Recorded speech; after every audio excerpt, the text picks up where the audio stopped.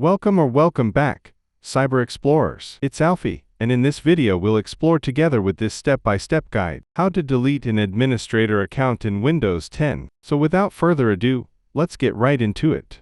To delete an administrator account in Windows 10, you must be signed in with another account that has administrator privileges. You cannot delete the account you're currently using. Here's how to do it safely. Method 1.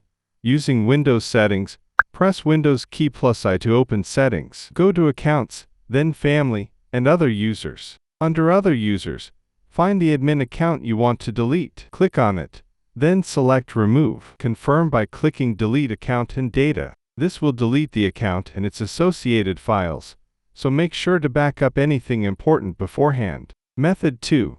Using Control Panel. Open Control Panel, search for it in the Start menu. Go to User Accounts, then Manage Another Account. Select the admin account you want to remove. Click Delete the account. Choose whether to delete or keep the user's files. Method 3. Using Command Prompt.